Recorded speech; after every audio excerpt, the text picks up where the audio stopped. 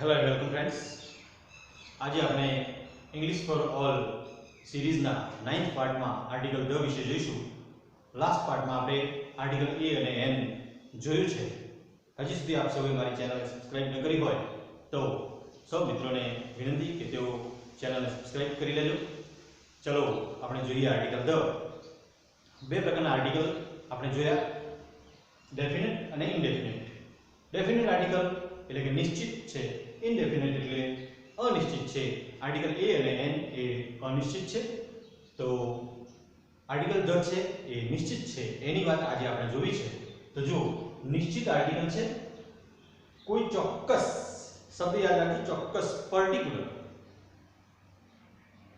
હજારો પૈકી કોઈ એક નહીં, ચોક્કસ શબ્દને પકડી રાખશો તો તમને આર્ટિકલ ધમાં કોઈ તકલીફ નહીં પડે. તો કોઈ ચોક્કસ એકવચન અથવા બહુવચન બંનેમાં વપરાય છે. પેલું એ અને એન માત્ર એકવચનમાં, જ્યારે આ એકવચન અને બહુવચન બંને નામ સાથે આવી શકે છે, પણ હોવું જોઈએ ચોક્કસ, પર્ટિક્યુલર. તો સમજી ગયા છો? ફરીથી એનું એક ઉદાહરણ જોઈએ. I have a bag. Article a વાપર્યું છે કારણ કે અનિશ્ચિત છે. કરોડો બેગ્સ જે છે એ પૈકીની કોઈ એક બેગ ની વાત અહીં થઈ છે, તો આઈ હેવ એ બેગ કોઈ નિશ્ચિત નથી. પણ હવે જ્યારે બીજી વાર વાત કરીશું ત્યારે ધ બેગ ઇઝ ન્યુ. ત્યાં ધ કેમ? કારણ કે નિશ્ચિત થઈ ગયું કે આ બેગ કઈ, તો આ જે છે એની જ વાત કરી છે. એક્ઝામ્પલ પરથી ખૂબ સરળતાથી સમજી શકાય કે જ્યારે કોઈ પણ વાત આપણે પ્રથમ વખત કરતા હોઈએ, પ્રથમ વખત જે નામનો ઉલ્લેખ કરતા હોઈએ ત્યારે આર્ટિકલ એ કે એન આવે, કારણ કે ત્યાં નિશ્ચિત નથી હોતું, અનિશ્ચિત હોય છે. જ્યારે એના જ વિશે જ્યારે બીજી વખત વાત કરીએ ત્યારે આર્ટિકલ ધ આવે છે. તો ટૂંકમાં જ્યારે પણ કોઈ નિશ્ચિત નામ હોય, ભલે એકવચન હોય કે બહુવચન, ત્યારે આપણે આર્ટિકલ ધ વાપરીશું. આ ઉપરાંત આર્ટિકલ ધના ઘણા બધા બીજા ઉપયોગ છે, એ આપણે મોટા ભાગે સમાવેશ કરી લીધો છે. ક્યાં રહી જશે તો ભવિષ્યમાં પણ એની ચર્ચા આપણે કરી લઈશું. તો હાલ ખૂબ જ ઝડપથી આપણે જોઈએ તો એક અને માત્ર એક જે સમગ્ર સૃષ્ટિમાં હોય, દાખલા તરીકે સૂર્ય, ચંદ્ર, પૃથ્વી, તો વન એન્ડ ઓનલી છે, એટલે એના નામ પૂર્વે આર્ટિકલ ધ આવે છે. એ જ રીતે પ્રાદેશિકતા, અહીંયા પ્રાદેશિકતા અને રાષ્ટ્રીયતા, પ્રદેશને અથવા રાષ્ટ્રને, દેશને, એની વાત કરે પ્રાદેશિકતા. તો પ્રદેશ ગુજરાત છે, માનો કે ધ ગુજરાતીસ, ધ ગુજરાતીસ. અને દેશ, રાષ્ટ્રીય, તો ધ અમેરિકન્સ, ધ ઇન્ડિયન્સ. આ યાદ રાખવા જેવી બાબત છે. ગુજરાતી ભાષા, ઇંગ્લિશ ભાષા, તો ત્યાં આર્ટિકલ આવતો નથી. શીખવાના વિષયો, ત્યાં આર્ટિકલ આવતો નથી. આ વસ્તુ પણ યાદ રાખવાની છે. ગુજરાતી લોકો, ગુજરાતી ભાષાને તો ધ ગુજરાતી. હવે ઇંગ્લિશ તો ધ ઇંગ્લિશ, એટલે જે અંગ્રેજીની વાત છે એમની વાત આપણે સમજીએ. તો અહીંયા પ્રાદેશિકતા અને રાષ્ટ્રીયતાની વાત કરી છે. એ જ રીતે જાતિ, જ્ઞાતિ કે ધર્મ, ધ હિન્દુઝ, ધ મુસ્લિમ્સ, ધ સિખ્સ, ધર્મ સૂચક હોય, જાતિ સૂચક હોય, જ્ઞાતિ સૂચક હોય, ધ પટેલ્સ, ધ બ્રાહ્મણ્સ, ધ રાજપૂત્સ. જે આ વાત કરીએ છીએ આપણે, એ પણ શું છે? જ્ઞાતિ સૂચક છે. તો આ રીતે યાદ રાખો, એક અને માત્ર એક હોય તેના નામ પૂર્વે પ્રાદેશિકતા સૂચક હોય, જાતિ, ધર્મ, જ્ઞાતિ, રાષ્ટ્રીયતા સૂચક હોય નામ, તો આર્ટિકલ ધ આવે છે. ઝડપથી થોડાક જવું પડશે કારણ કે વધારે એના યુઝિસ છે.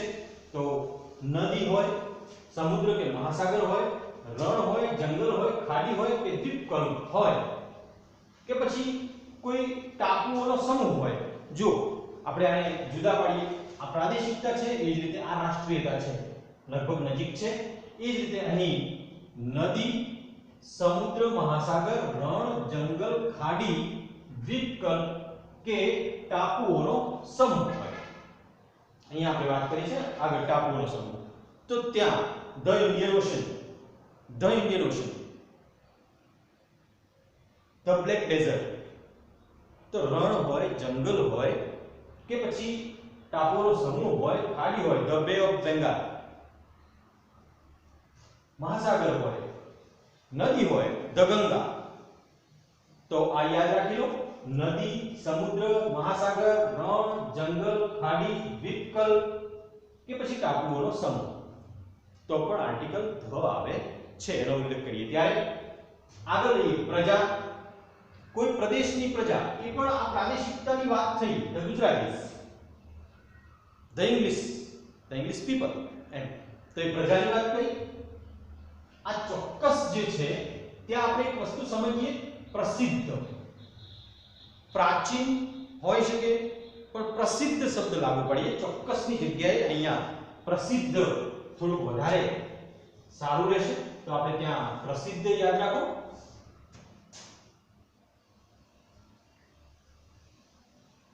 પ્રસિદ્ધ એ વર્લ્ડ વાઇડ હોય, દેશમાં પ્રસિદ્ધ હોય.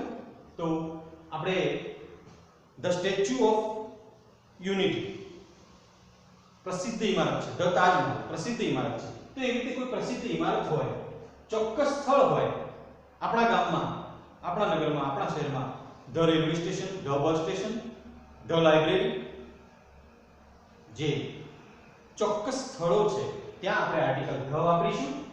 બહુવચન દેશના નામ, કોઈ એક દેશનું નામ હોય તો નહીં, પણ બહુવચન દેશના નામ શબ્દ છે. તો the United states of America,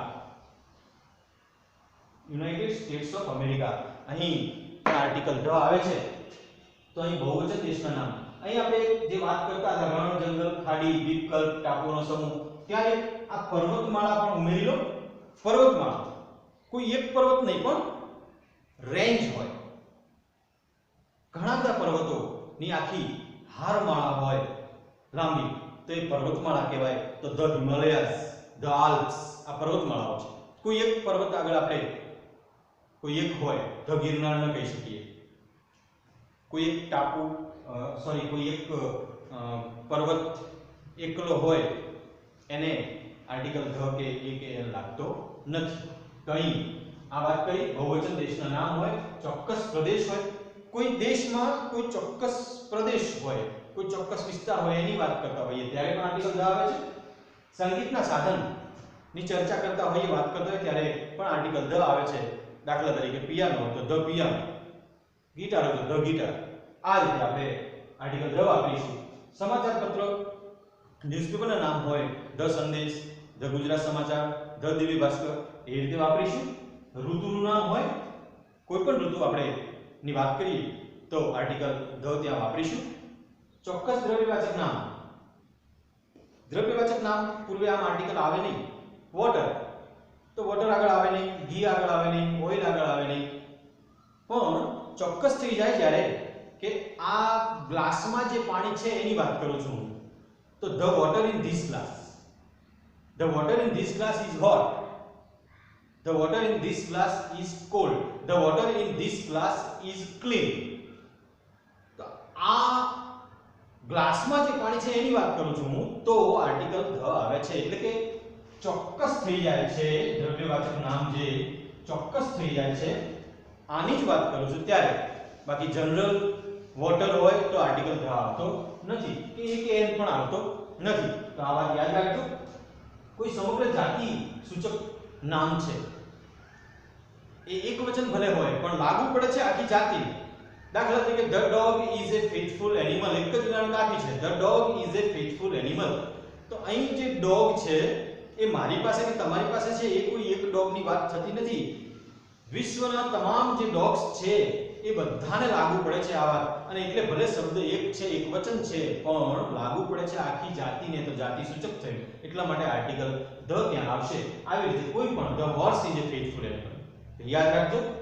પ્રસિદ્ધ પુસ્તક, ધાર્મિક પુસ્તક, પ્રાચીન પુસ્તક, એનું જે નામ છે ત્યાં પણ આર્ટિકલ ધ આવે છે.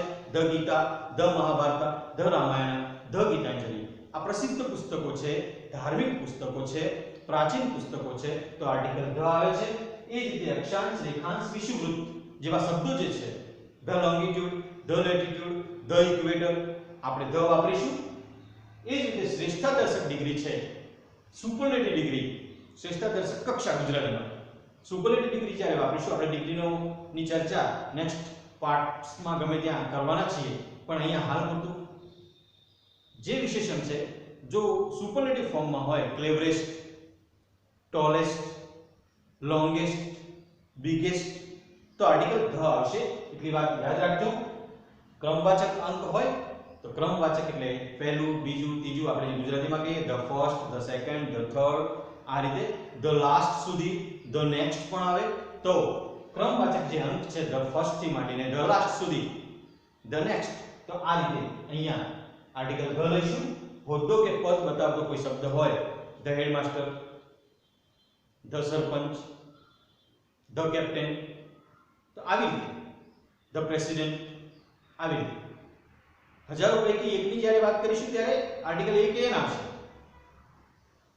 પણ નિશ્ચિત જ્યારે વાત કરીશું આ ગામના આ સરપંચ એવી રીતે તો આર્ટિકલ ધ આવશે જ્યારે નિશ્ચિત થશે ત્યારે ફર્સ્ટ ટાઈમ હશે ત્યારે એ સામાન્ય એ કે એન આવશે કોઈ પણ હોદ્દા સૂચક શબ્દની આગળ અને પરોપમાની વાત કરી ફરીથી ખૂબ જ ઝડપથી આપણે આ જોઈ લઈએ કારણ કે ઘણી બધી બાબતો છે તો એક અને માત્ર એક હોય એના નામ પૂર્વે આવે પ્રાદેશિકતા કે રાષ્ટ્રીયતા કે પ્રજાની વાત કરી ત્રણે કોમન જેવું લાગે છે તો એ વાત કરીએ પ્રાદેશિકતા રાષ્ટ્રીયતા કે પ્રજા સૂચક જે શબ્દો છે તો આર્ટિકલ ધ આવશે એ જ રીતે જાતિ જ્ઞાતિ ધર્મ સૂચક જે શબ્દો છે ધ હિન્દુસ ધ મુસ્લિમ્સ આ રીતે તો ત્યાં ધ પટેલ્સ ધ બ્રાહ્મિન્સ આ રીતે તો એવી રીતે ત્યાં આર્ટિકલ ધ આવશે નદી હોય સમુદ્ર હોય મહાસાગર હોય રણ હોય જંગલ હોય ખાડી હોય દ્વીપકલ્પ હોય આ ખૂબ બધા યાદ રાખજો અને મહાસાગર પર્વતમાળા હોય તો આર્ટિકલ ધ આવશે એમના નામ પૂર્વે કોઈ પ્રસિદ્ધ પ્રાચીન ઇમારતો હોય પ્રાચીન ન હોય તો પણ ચાલે નવી નવી બનાવી હોય પણ પ્રસિદ્ધ હોય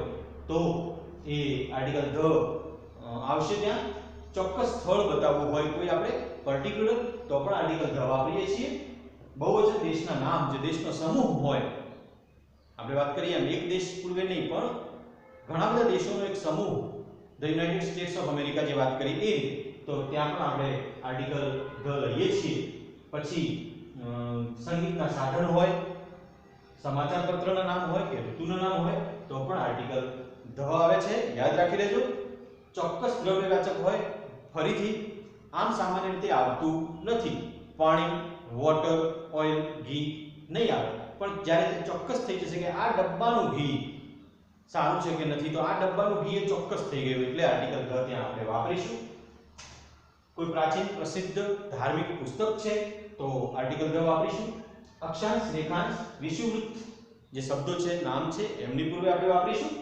સુપરલેટિવ ડિગ્રીમાં વાપરીશું ક્રમવાચક અંકમાં વાપરીશું કે હોદ્દો અને પદ હોય એની સાથે તો આ બધા આપણા સામાન્ય યુઝિસ છે યાદ રાખી લેજો જ્યાં જ્યાં વપરાય ત્યાં ઉદાહરણો પણ જોજો કે કેમ ધ આવ્યો છે કેમ એ અને એન આવ્યો છે તો ચોક્કસ તમને આવડશે આપણે કેટલાક ઉદાહરણ અહીંયા જોઈએ છીએ અહીંયા એક વાત કરી છે કે ભાષા હોય વિષયનું નામ હોય ત્યારે આર્ટિકલ ધ વપરાતો નથી બીજું મેન અને વુમેન આ બે શબ્દો છે જેની સાથે આર્ટિકલ ધ નહીં વપરાય આપણે કહેવું છે તો મેન ઇઝ મોર્ટલ એમ કહેવાય છે not the man is mortal તો ધ મેન એવું નહીં મેન ઇઝ મોર્ટલ આ રીતે ત્યાં આર્ટિકલ ધ નહીં આવે બીજી બાબત એક્ઝામ્પલમાં જોઈએ ધ સન એક અને માત્ર એક છે એટલે ધ હિન્દુસ ધર્મસૂચક છે એટલે ધ નર્મદા નદીનું નામ છે એટલે ધ અમેરિકન્સ રાષ્ટ્રીયતા સૂચક શબ્દ છે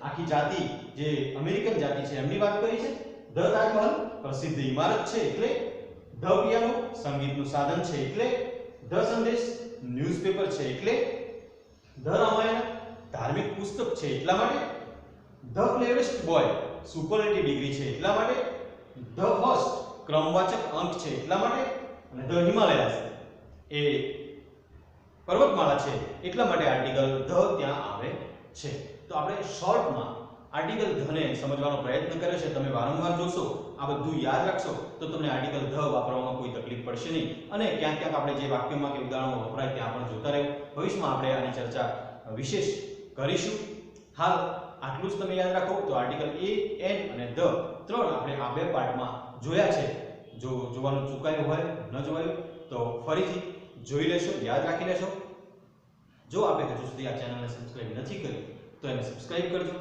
તમારા મિત્રોમાં શેર કરવા જેવું લાગે તો હું રિક્વેસ્ટ કરું છું કે આપણો પ્રયાસ ખૂબ બહોળા પ્રમાણમાં લર્નર્સ સુધી પહોંચે તો આપણો આ પ્રયાસ સાર્થક રહેશે આપ સૌનો સહકાર અને સહકારની અપેક્ષામાં પ્રેમ પ્રોત્સાહનની અપેક્ષામાં આ પ્રયત્ન આપણે આગળ વધારીએ છીએ અસ્તુ ભારત માતા કી જય વંદે માતરમ